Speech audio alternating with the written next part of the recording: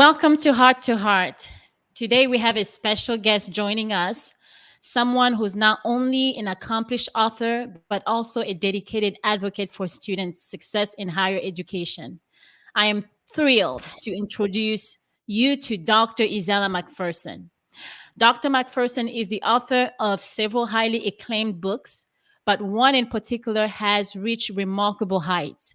Her number one best-selling book, Real Outreach, a practical guide to retaining and graduating college students, has become a great resource for educators and administrators seeking to improve student outcomes. Beyond her professional accomplishment, Dr. McPherson is also a sister, an auntie, and a dear friend. Dr. Ezella McPherson, thank you for joining us today.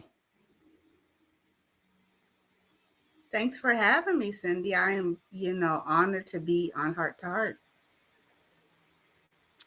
Awesome.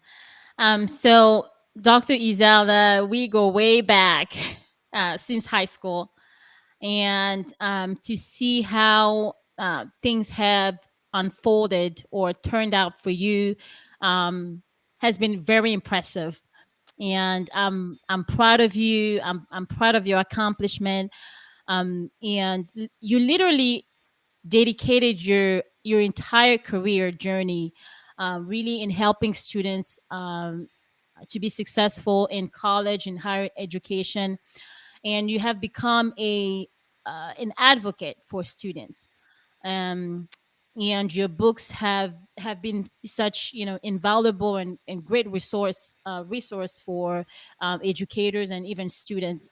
So I want to take this opportunity to have you tell us a little bit about yourself and what really inspired you to become an author. Okay, well, my name is Dr. Ezella McPherson. As Cindy has said, I'm an author, I'm a daughter, I'm an auntie, I'm an educator, I'm an activist, I'm an advocate, I'm a grant writer, and I'm a survivor. Since middle school, I wanted to really write and publish my own book. Middle school for me was many moons ago. However, I finally got the chance to write and publish not only one book, but two books during the pandemic.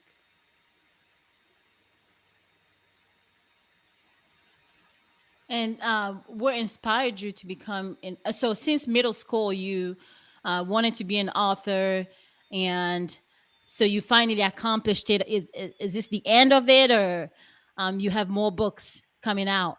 This is just the beginning of it, right? So, like, I published the books, but I feel like now I need workbooks to go with those books.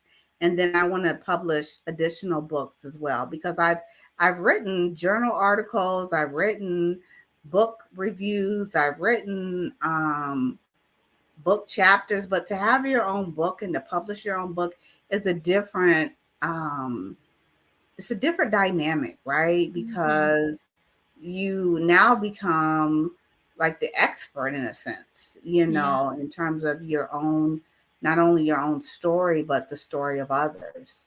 Like in Real Outreach, that it weaves my story in with the student stories, and then Dream On, that tells the stories of the African American women in STEM fields and why some left and why, some stayed. Yeah, this is really great because this is finally a dream come true. How does that feel? You said here that you have been dreaming about this since middle school. That was a long time ago. So how does that feel to actually publish a book and actually be reading a book that you've written? It feels great. Like sometimes I have to pinch myself to actually see, is it real? But then I have, books in my house that, I still have to sell. I have some opportunities to sell those books in a couple of weeks. But, I still pinch myself to say, oh my goodness, I'm an author of my own books. So like it's a wonderful experience. Anybody who has a dream, I encourage them to, like the title says, dream on and pursue your goals, pursue what it is that you're interested in. I remember you were saying you want to do a podcast, and you met that dream, and, have inspired us all to dream on with your work.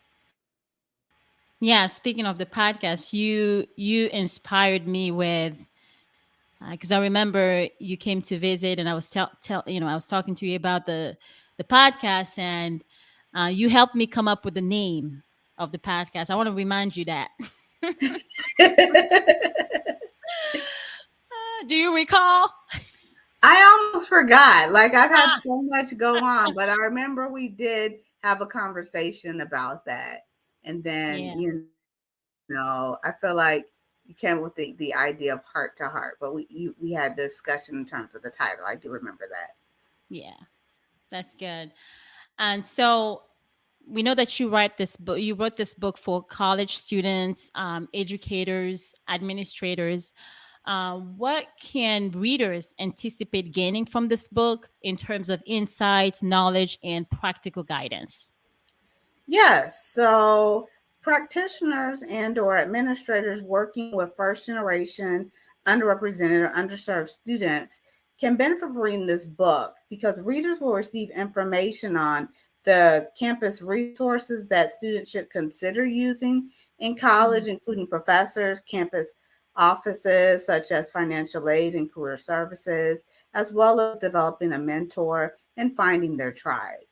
And what I mean by tribe is finding a set of people, a community on your campus that is going to support you not from day one till you finish, in terms of finishing, meaning walking across the stage, graduating. So, finding that community, what are some of the practical things that, because you've been helping students through the entire process, what are some of the practical things that people can actually do, go out there and find that community? Well, I think that, for students, it can begin with a program such as like a summer bridge program. If they're invited to be a part of a summer bridge program, I really would encourage incoming freshmen to participate in summer bridge programs because those programs are prepared to, one, build you with community. I didn't participate in one during my freshman year because I wasn't invited to do one, but I would encourage anyone, especially incoming freshmen, to do it because not only are you meeting friends, but you're learning about the campus and the community, and Mhm. you're also building friendships. And so that's one way that you can build community. If not, you can be like me and, make friends during orientation, new student orientation. And so at Michigan, what happened was that we had 3 days. I don't think they have that anymore, but we stayed 3 days on campus before um, for orientation. This was in the summer before our classes started. And so I was able to meet some friends who are Mhm. still my friends or associates to this day. And that has Wow. been great, to meet Mhm. friends during orientation, or you can meet your tribe in your classes. And your tribe is not just your peers, but your tribe is also your professors who can become mentors, who you might need to use when you are applying for a job, or if you are applying um, for an internship, or if you're applying to graduate or professional school. Yeah, so that is what I would say is what I mean by community and finding your tribe. Wow, that's a great one, and I'm glad you're talking about having a tribe, going out there, finding the people that can help you throughout that process, because it can be overwhelming, right? As a freshman, or even in international students, right? So Hmm. I'm really glad that you're providing the tools and to help out students in that regard. When you wrote Real Outreach, I'm sure that you drew upon your own experiences and expertise. Can you share a little bit about your background and how it influenced you writing the book, Real Yes, Outreach? sure. So, for Real Outreach, it's a book that's very personal to me Mm. because for me, it's the book for students and or families and or administrators helping first generation, students transition to college, right? First Mm. generation underrepresented or underserved student transition to college, right? And so Mhm. I am a first generation college graduate. So what that means is that neither one of my parents completed college. So my mom was the first person in her family to finish high school. So I applaud her for that. My Mhm. dad, who recently passed last year, went to community college. He went to a 4-year institution, but did not finish. So that means that I had to navigate those processes on my own because they Mm. were unsuccessful. However, I feel that I am the legacy of my father, my mother, and even my Mhm. grandmother, who was from Detroit, who left school, who left college, because she gave me wisdom, and I talked about some of that wisdom in terms of not getting the incompletes in the book. Mm. Um, so, anyways, I had to navigate the process by myself, but I had, friends, Mm. and they became my sisters. I had mentors at the university, from administrators to having a great work life with my work family at Student Activities and Leadership. So Dan, Jackie, Susan, Lashima, Lashima, and it was a tough time, right? So Mm. attending a Big Ten university, was at times overwhelming. But Yeah. again, like I said before, I found my tribe, and so that's why I tell other people to find your tribe. And so I wrote the book because I wanted to uncover some of the successes and challenges that students face in college, so that it's not a mystery for them like it was for me. As Mm. a first generation college student, you don't know basically what you don't know. And Mhm. so navigating that process was, difficult, but at the same time rewarding, that I'm able to be successful and have a career in helping students to navigate through these processes, in my career. So I've been very fortunate to be able to mentor others. And I feel like this book, Real Outreach, Mm. allows me to mentor not only people within my network, people within my Mhm. tribe, but also people outside of my tribe. I get to mentor the world. Absolutely. I love that. Um, I really love the fact that you put out something that is useful. You know, I wish I had this book in my college days, um, because when you don't have guidance or you don't have tools, it's a bit, it's a different experience, right? So I'm glad you actually Mhm. put out this book to really help out um, the college world, educators, and so forth. Um, so the book intent is to help students from their freshman year through graduation. Um, can you discuss the importance of providing consistent support and guidance throughout a student's entire college journey? Absolutely. So, as an educator, for me, I always try to emphasize the importance of students receiving support early and not when they're in academic jeopardy in terms of failing out of college or failing classes or being on academic probation. So that's what I mean by academic jeopardy. Mm. So again, I can't emphasize more. I know I'm repeating myself, but I can't emphasize finding your tribe. And You just need to have people there to be with you during the good times and the challenging times. Hmm. And, as you're finishing up college, you also need people, like I said, to write letters of recommendation and help you with your future career. So building relationships with people in your tribe is critical. Hmm. Um, I wanted to say a story about a lady that was a graduate student at IU South Bend. I believe she was from Africa, just like you. Hmm. And so she Yeah. international student having some challenges, She's not. I don't think she's in the book.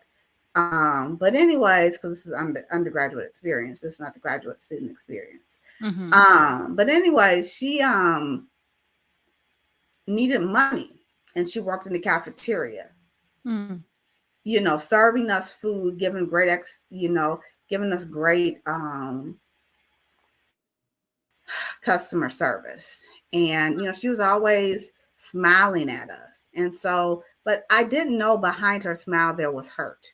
There was Mm. hurt because she didn't have enough money to fund her education. And so Mm. I said, okay, she had worked for me, and she worked in the cafeteria too. And I knew that I could help her because at the administrative level, it's like, well, we need to spend some money. So I said, okay, I know how to spend this money, because we could spend it on anything we wanted to spend on. I said, I'm going to spend it on her. I want her to know that she is important. She's a Mm. part of my tribe, and I'm going to take care of her as an international student. Mm. And so I wrote this long letter to administration asking them to provide her with funding, and they did. Amazing. Yes. So I wanted to say that because I think that everyone thinks that you have to go straight through the front door to get money, but you can go Mm. through the back door, the side door, and even through the garage, to get Mm. additional support. But you have to talk to somebody. And that's why, again, it's critical to have people in your tribe. And she was a part of my tribe. And I knew that she was, once I figured out she was hurting, I said, I need to support her. And I did. Wow, that was really great. So you wrote a long letter to the administration. Was it only specifically to her, or was it a change that they made for international students? Can you expand a little bit on that? Sure. It was a Mhm. letter specifically for her. It was kind of like a recommendation letter to Okay. recommend her to get this money, to get this additional scholarship. And so I recommend her to get this scholarship. And the reason why I did it, because I saw people do the same for me. I was Mm. struggling to pay for college. And, I went with my aunt, and she was able to advocate for me to get additional funding because I faced adversity in college, with a lot of things happening and whatnot. Some of you know, probably some you don't know, but Hmm. um, yeah. So I just wrote like a letter recommendation. Talked about her, who she was, what she did, how she needed money, and that this money would make her really be able to finish school. And Yeah. especially without debt. And then after that, I had other international students. She was referring them to me, but I couldn't necessarily help out everybody else. But, I feel that they may have put in some additional policies or practices to better fund international students at the Mm. university from that. Oh Um, wow, yeah, that's really good, because yeah, that's really important. Um, the book uh, the book talks about, provides like several examples of you mhm, supporting college students of different ethnicities. Um, just like you helped out that one lady to succeed and get more funds for her college education. So, how did you tailor your approach? Like, what was your approach to meet the unique needs? Because I know people have different needs of the first generation college students. sure. So most of the students I work with in the book were first generation college students. So that made it easy to Mhm. write the book centered on their challenges and successes. So I'll give you an example of a Black male Mhm. engineering student that I worked with. We'll call him Larry. That's actually his name in the book. Okay. Um, and so Larry came to me during the midterm outreach efforts. He was really doing poorly in 3 out of 5 of his classes. What I mean poorly, I mean he was making, D's and F's. Mm. And he flat out let me know that he wanted to drop out of college. And I persuaded him to stay by telling him my story. And our stories were similar, right? Mm. So the one time he said he wanted to leave college, I think what had happened was that he was having challenges working for peer due to want to work with him on a group project. So I informed him, I was like, Larry, listen, I had a person in my graduate school experience that did not want to work with me because my grandfather had cancer. And she didn't want to work with me. She was a Hmm. white woman because I guess, probably the assumption was he's always not going to finish the work. She's going to drop the class because somebody is dying and or Mm. somebody is sick. So I told him that story, and I guess he was encouraged, and he stuck the course and finished all of his classes and passed all of his classes with, C or higher.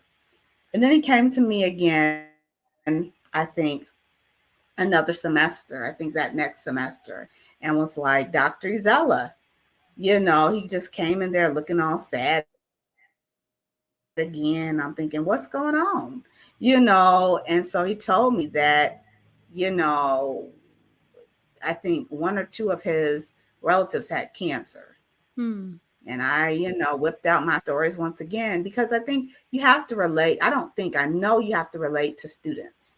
And so you have to tell them. So I didn't have to be that vulnerable with him, but I knew that I needed to be. And I Mm. haven't been that vulnerable with many students, but I had to tell Larry. I said, Larry, hey, you Mm. know, I had to deal with, in graduate school, what was that? Was that my first semester?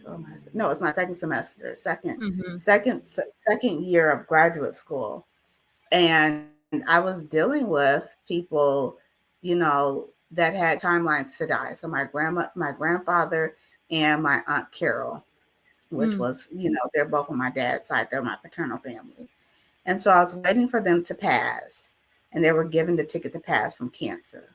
Mm. And so I told Larry that story, and I said I had to, deal with those things. However, I was able to still, make it. I had to, basically work twice as hard to do what I needed to do. And Larry left that meeting smiling because he Mm. knew that I knew what he was going through. Yeah. And because I knew what he was going through, he not only finished that semester, but Mm. Larry graduated with his engineering degree. And so he Amazing. felt encouraged, and so that's how Larry, someone I count as a success story, but Larry's story is so powerful to me because it reminds me of my very own story, Mm. of adversity and just overcoming obstacles. Wow. That touched my heart that you will go that far, really, to relate to this guy in order to help him. Um, you were telling him your business. I was good. You got me tearing up over here. And I'm very Woo. sorry. I'm very No, sorry. it's okay. It's okay. Um, it just shows, how far you will go to, help someone else. So I want you to go back because I kind of lost it a little bit. You said something about that this woman did not want to work with you because she found out that someone had cancer. Can you just go back a little bit and expand more on that because I didn't understand it. Yeah. So basically, I was in grad school in this qualitative, um, I think it was a qualitative inquiry course. So it's a heavy sort of theory course in graduate school. Again, it was my second semester. I'm working. I am, having to go between Detroit. Well, I went to Detroit once, and then I knew that I was going to go like sometime later or whatever. And anyways, I had this project to do, and it was supposed to be a group project. So there were actually three of us in the beginning, and then it became two, and then Hmm. it became one. And then I had to tell the professor, I was like, "Hey, professor, I have a situation, and I think I let the girl know that my grandfather was sick. I didn't tell her the whole diagnosis because that was none of her business. But I told Hmm. her somebody was sick in the family, and I think I actually told him, that someone was dying. And so he allowed me to do the paper by myself, and I got an A minus on it. And so I guess the moral of the story is that sometimes you're going to have people in your life that don't want to work with you. Hmm. And that's okay. For whatever reasons. For For whatever reason, they don't want, and that's okay. But I think that now, as I reflect on that, you just still kill those people with kindness because, mm, she didn't know exactly what I was going through. She just knew somebody was sick. mm, And the professor, really gave me grace because this was supposed to be a group assignment, Cindy. And I got to do that mm, assignment alone, which was actually probably better because group projects sometimes are overrated. With me doing a lot of the work and my peers not doing as much. But we all getting the same grade. yeah, So that was a success story in terms of my story. So does that make more sense? it does. Thank you. Okay. Thank you for shedding more light to it. Um, I want to talk about Dream On. Okay. Oh my God, Dream On. I got this book on my bookshelf. Really good book, very inspiring. I want to know what inspired you to write the book and what message did you hope to convey to your readers? Okay. So Dream On, supporting and graduating African American women in STEM. I wrote it, one, because it was an extension of my dissertation Mm, that focused on why some women, African American women, left and why some stayed. So it was unused data from the dissertation. okay. So what I mean by that is a lot of the information, it wasn't even included in the dissertation. It was just unused data. I pulled Mm, some stuff from the dissertation, but others I did not. But I really wrote the book Dream On because I wanted Black women, women of color, and women to understand the challenges and successes of, majoring in science, technology, engineering, and math. So those are STEM mm, majors. I also want to inspire them to continue the race towards the STEM degree despite mm-hmm, obstacles. In other words, keep dreaming on about getting your degree. Even if they decide that they were in a STEM major, but then went to social science or health science, which mm, some of them did, um, it's still about getting that degree, mm-hmm, graduating with your bachelor's degree, regardless of what happens or what happened in school. These ladies were at a predominantly white institution, which means that there are certain things that happen at predominantly white institutions, and some of those are laid out in the book, such as mm-hmm, psychological stressors. Some had challenges working with peers, like I said, with myself, my own personal story. So sometimes I sat them down, after we recorded a session and we mm-hmm, just talked. Like, we turned off the recorder and I just listened to them. So I became like a pseudo mentor to them. mm, And 100% of them graduated from college, which was great. Um, mm, but I wrote the book 10 years after. So, of course, by that time, some had, well, all of them had graduated from college, but one, I think a couple of graduated from medical school. And so that was an amazing experience to see some of them actually became doctors.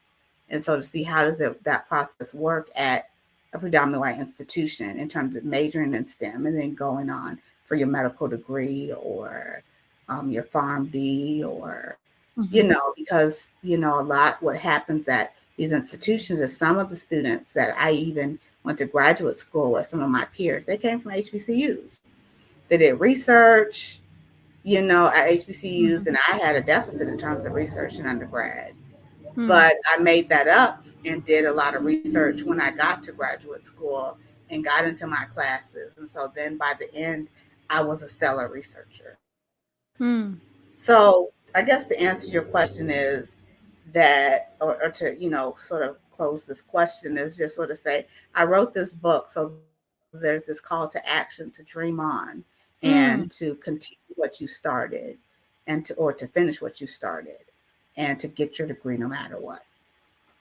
Wow. So powerful. So powerful. And it's a really powerful um the meaning behind it is so powerful, right? The vision Yes. behind it is powerful, but also the title, Dream On, is it's Yes, also powerful. So do not give up. Um, finish what you started. That's very absolutely. inspiring. That's inspiring, and that's really needed. Did you see the need in the community, particularly toward Black women? Did you see the need? Like, um, I don't know. I don't talk numbers, but what was the percentage maybe of I can't remember the exact percentage, but all I know is this: is that at predominantly white institutions, especially like the Big Ten, mm, I will say this, and this is my own experience: mm-hmm, African American women that I went to school with in undergrad. mm, Some wanted to become doctors, some wanted to become lawyers, some wanted to become engineers, some wanted to go into medicine. Some of them couldn't pass orgo, or organic chemistry too, or organic chemistry. So there are weed out classes that are set up. And so I knew part of the rationale for me writing the book was because I saw it with my friends. mm, Some of them started out in a STEM major and ended up in a different major, which was okay because they graduated. mm-hmm, And so I knew more about them, but I didn't know their full stories, right? And so I wanted mm, to capture those stories because my advisor at the time, Dr. William Trent, said, "Well, Ezella, write down your story." I said, "Oh, well, I left him a long time ago. I wanted to be a nurse. So that means that, you know, I wanted to be a nurse, but blood and needles sort of discouraged me. So I was on the side of the women who left STEM.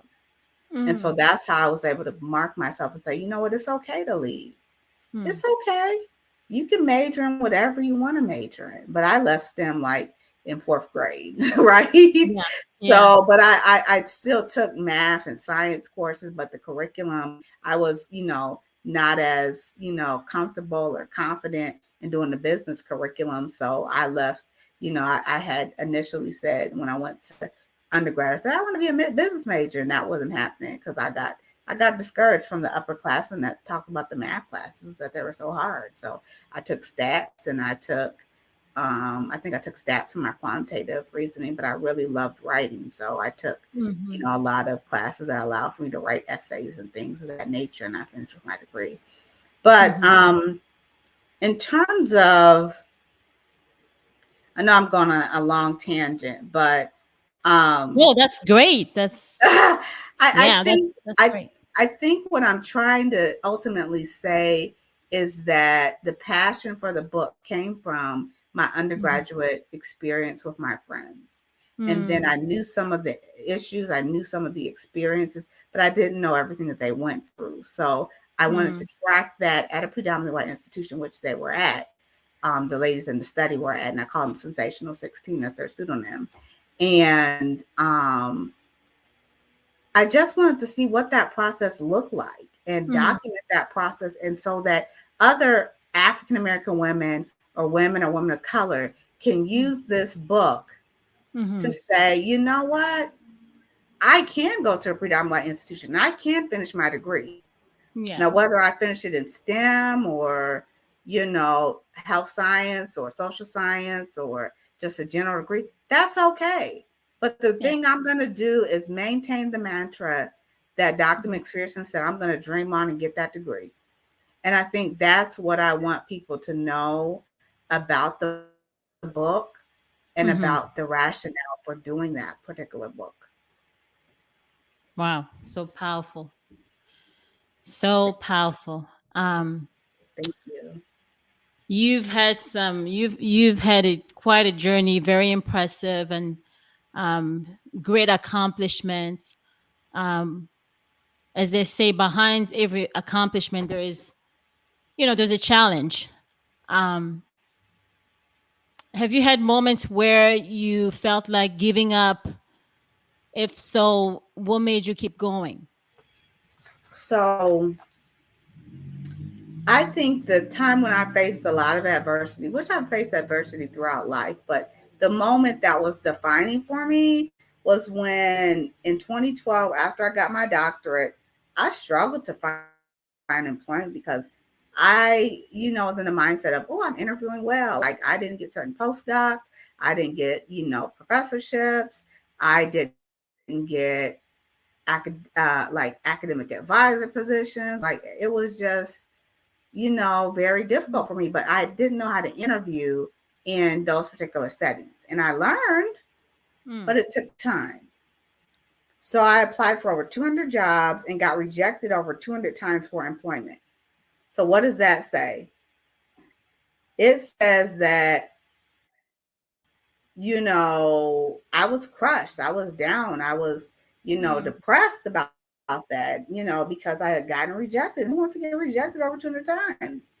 So I left at that time when I was in Illinois at Urbana Champaign. I left Illinois heartbroken and even homeless, right? Because, mm, I had gotten on to, food stamps. I broke down, got on the food stamps. So I had mm, good enough food. But then I left there without anything. I mm, got my credentials, but I didn't have a job. So I felt defeated. And mm, so I moved to Detroit to live with family members. However, my faith is what kept me going.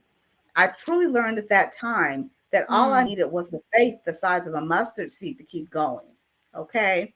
I Amen. also went to the physical altar at my uncle's church. I think I Mm, did it a couple of times to pray for myself and have the pastor pray over me.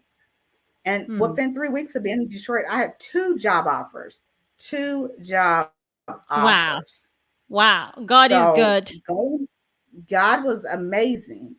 And so I think going to church, reading the Bible, and going to that physical altar really helped me during my darkest times of life. I also listened to a lot of gospel music at the time. Mm, And there was one song that said, "Hold on, you're too, I can't remember all the lyrics, but it was, "Hold on, you're too close to give up." And, mm, if you just hold on, you're going to make it. And so I had mm. to listen to those uplifting songs that just keep me going in that darkest moment of my life. Wow. God is good. I gotta ask you this. How did you apply to 200 jobs? How did you do that? How did I do it? Well, I mean, 200. How one, did you put in? How did you put in for 200 applications? Was it a different well, companies some of or? them were easier. Oh. Oh, yeah, it was different companies. So I think I started in probably September 2011 because I applied for academic jobs. Mm, Because for academic positions, you have to apply a year ahead of time. So I was putting for academic positions, I was putting in for postdocs, which is, postdoc is experience for you to do additional research, publish, mm, present at conferences. And I applied for postdocs, I applied for faculty positions, didn't get them. Then I decided I'm going to go the student affairs route and go and get a advising job or a director job. When the director mm. jobs or assistant director jobs fell out, I decided So that it I was just over. my It career was over a advisor. period So it of was over time, right? 9 months, 9 months, Oh, nine. Okay, that makes sense. Okay. 9 months. So it Right. wasn't just sort of, a month's period of time. It was like nine Mm, months. okay, that makes sense. Wow, I God really showed up for you.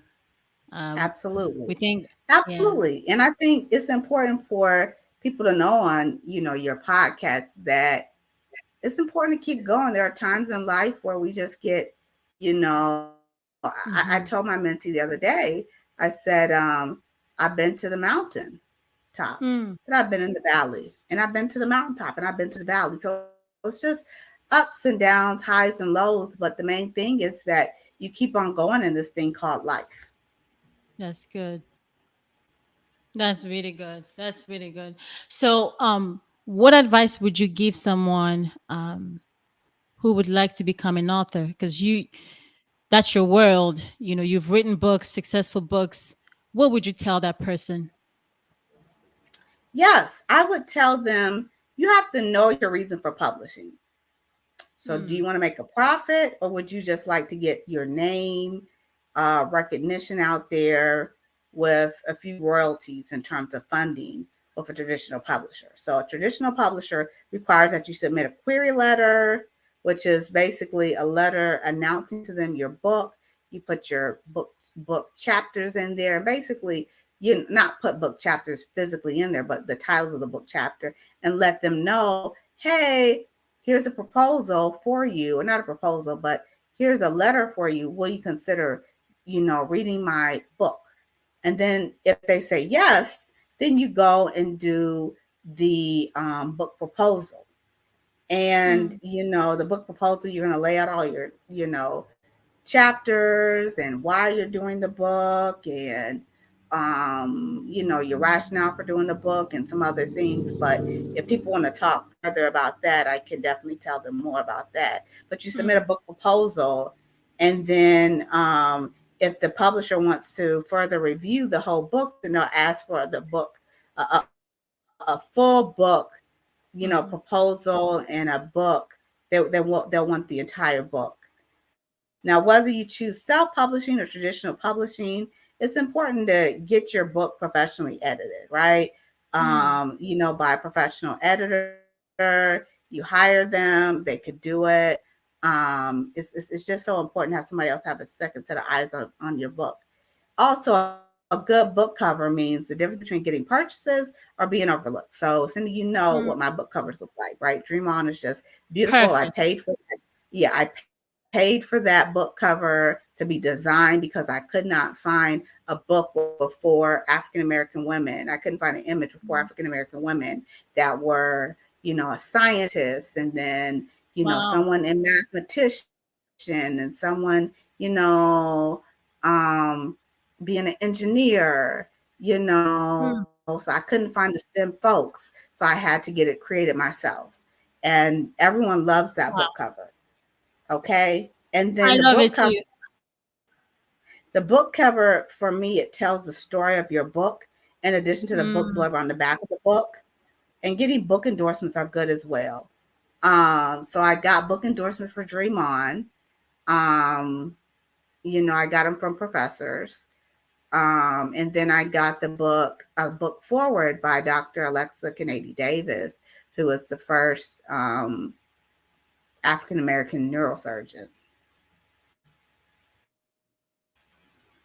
first African American woman neurosurgeon.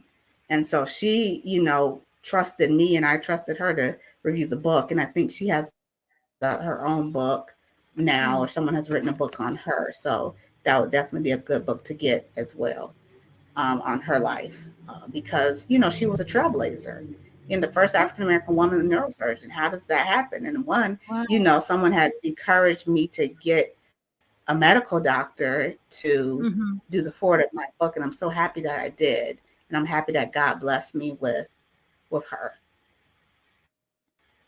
That's great. I'm glad you gave us a little glimpse of your world.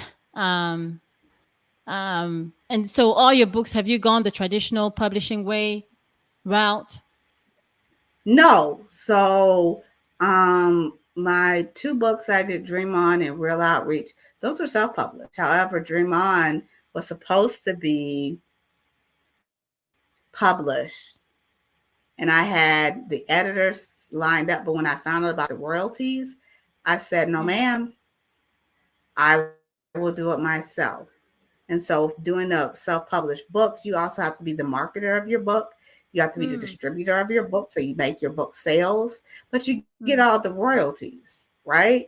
And mhm, so, well, not all the royalties minus the book printing, which you have to go set up with a book publishing companies such as like Ingram Spark, or um, Amazon, that publishes books and prints books. However, the book chapters I've done previously on African American women in STEM, I have done book chapters that allowed for me to go to the traditional publishing route. And I have a book with my colleague, Dr. Tony Lane, that I'll talk mm. about a little later. And that book is going to be published through University Press. Oh, that's which is great. a That's traditional publisher. that's very good. That's coming up. Yes. Okay, because I was gonna ask you, do Yes. you have anything coming up that readers and listeners should be looking out for? So that's one book. Yeah, so I'm currently co-editing a book with Dr. Tony Lane called Invisible Student Support Networks at HBCUs and PWIs for Black undergraduate and graduate students.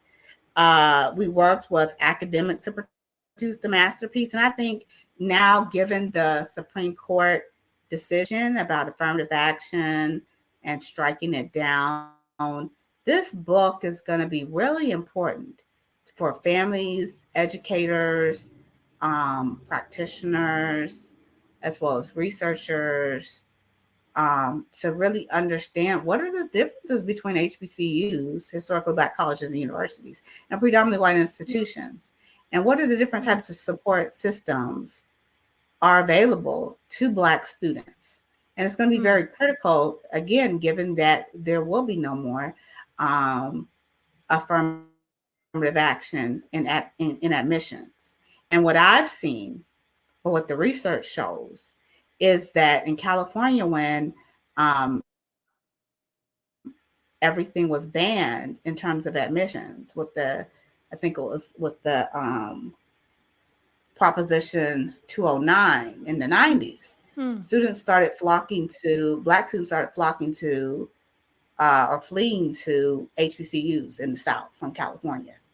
mm, Um, and then at Michigan, we saw that after the Michigan cases, as well as, well, not the Michigan cases, but the undergraduate case, in addition to the Proposition 2, I can't remember what the proposition number was, but I should know it, but I forgot it.